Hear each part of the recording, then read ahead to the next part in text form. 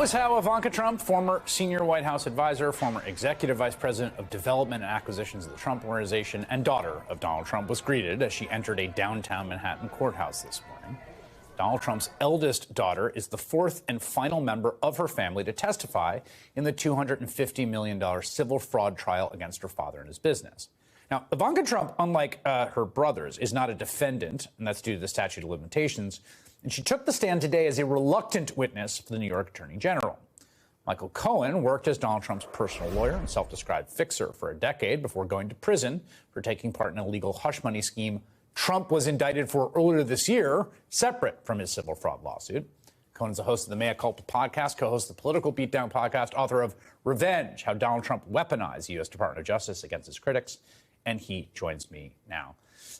Let's start first, Michael, with Ivanka Trump's role in the family business. She, because of statute of limitations, is not in the same boat as her brothers. Can you describe her level, where she fit in the sort of org chart to the extent there was one?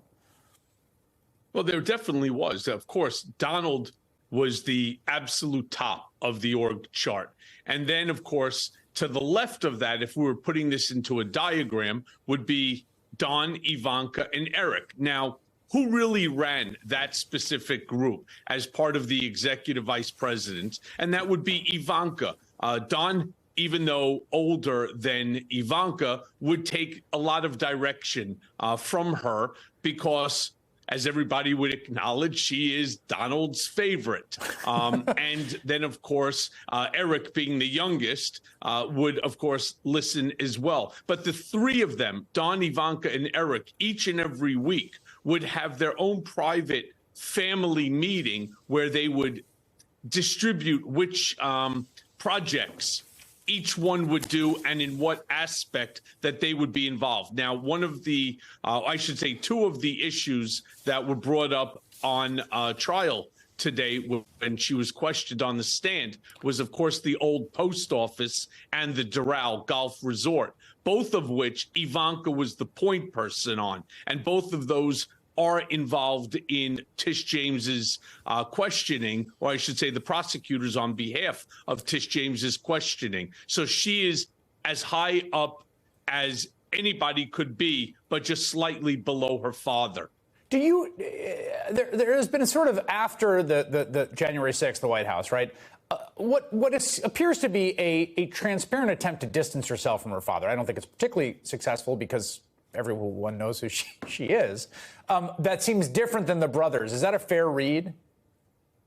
Yeah, that is definitely a fair read. I'll tell you what else is a fair read is that the sketch artist certainly did a better job on Ivanka and Don and Eric, even Donald, than she did on me. But putting that aside, right? I mean, I don't even know who she was drawing when she was drawing me. But putting that aside, yes, absolutely.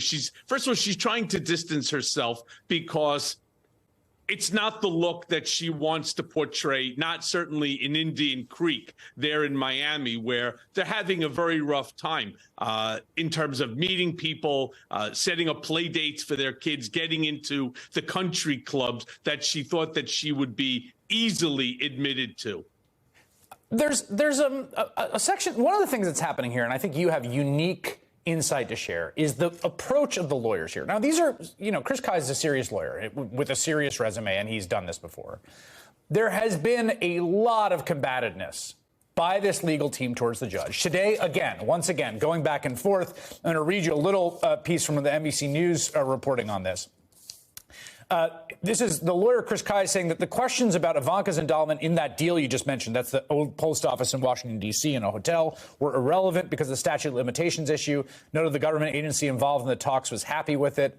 They were thrilled with the renovation. It was a world-class facility, he said. And the judge, Ungoran, replied, "You're starting to sound like your client." Why does everyone who works for him start sounding like him, no matter what they sounded like before? It's weird. Yeah, it's not weird. It's actually part of the job. He tells you what he wants you to say. It's not as if Chris Kise came up with this on his own. There are talking points. And if you don't hit the talking points that Donald wants, you're fired. That's exactly what Chris Kise is doing. But he's not the only belligerent lawyer on behalf of Donald. You also have Alina Habba, who, of course, the second that she gets an opportunity to be in front of a microphone and a camera, she's parroting Donald as if she is Donald, which is great. I mean, the only thing that she didn't say today, she came out once again attacking me, as if that's going to be the end-all, be-all, as others have called it, the Perry Mason moment. The case is over because she tries to disparage me. I mean, it's like Alina Habba's looking for the case of the missing pillowcase, and it just doesn't do anything for this specific, other than embarrass herself, embarrass her client, and sort of make a mockery of the whole proceeding. I want to ask you a question it's parallel to this, because it's about something I just talked to Eric Holder about, and you've talked about this before, which is the sort of vision to fully sort of bring the Department of Justice into the orbit of the president and use it as fully an instrument of political retribution or reward by the sitting president. To the extent there are examples of that, and there clearly are, right, where Trump was ordering Jeff Sessions to do things. The one clearest cut example seems to be him intervening and Bill Barr intervening specifically in your case before DOJ, specifically about whether you on release. You basically experienced the small version of what he's promising for the rest of the country. Oh, I don't know if I would call it small. I was unconstitutionally remanded back to Otisville because I refused to waive my First Amendment constitutional right in a document that they wanted me to sign that was prepared specifically for me. In fact, the case is on appeal December 14th at the courthouse, the Thurgood Marshall Appellate Courthouse in New York, where we certainly expect and Donald made me the very first political prisoner held by this country for failing to waive a First Amendment constitutional right. Now, let me be very clear about something. I won't be the last if, in fact, he gets into office. I will just be the first. And don't take it from me. Listen to what Donald is telling you that he's going to do. The first thing he said, he's going to rewrite the Constitution. He's going to strip the legislature and the judiciary of their tripartite power and confer everything to the executive branch, which is who? It's him. Yeah, and he will come after everyone, including yourself, Chris. Anyone that angered him, anyone that bothered him, I'm going to go for my retribution. Yeah. That's all he's saying. Don't take my word. Listen to what he's saying. He's promising. Whether he can deliver, I don't know, but he's definitely promising it. We'll see. I think the Department of Justice is a fulcrum that is much more easily wielded than a constitutional rewrite. Michael Cohen, as always, a pleasure, sir. Thank you very much. Good to see you.